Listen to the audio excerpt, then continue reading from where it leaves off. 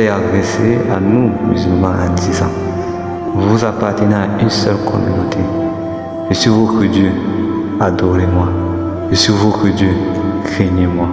Il dit également aussi qu'il y avait d'autres divinités que Dieu dans les cieux et sur la terre.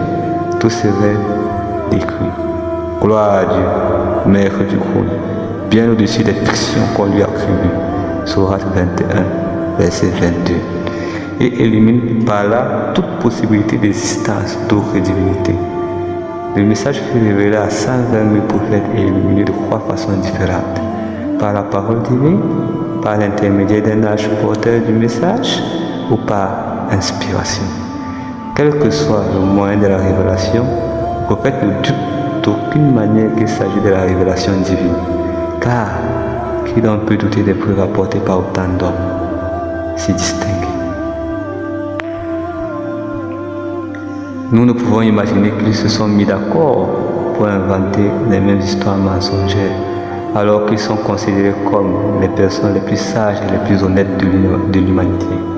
Des millions d'hommes ont cru à l'existence de Dieu et lui ont voué adoration et obéissance. En principe, si 2 personnes affirment un fait, nous leur faisons confiance et ne mettons pas en doute la véracité de leur dire.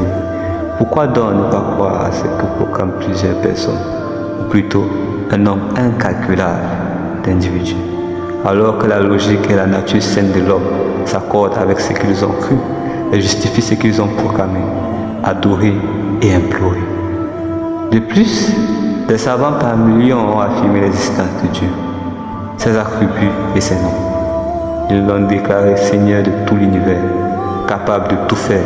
Et pour cette raison, ils lui ont voué culte et soumission. Pour lui, ils ont aimé et pour lui, ils ont détesté. La nature nous apporte des preuves. Regardons cet univers si varié, ces créatures si diverses.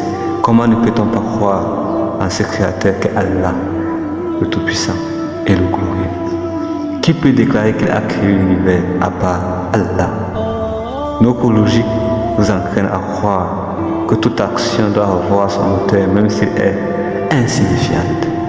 Que dire alors quand il s'agit de cet univers grandiose qui compte les cieux, les orbites, le soleil, la lune et les astres qui se distinguent par leur volume, proportion, distance et parcours?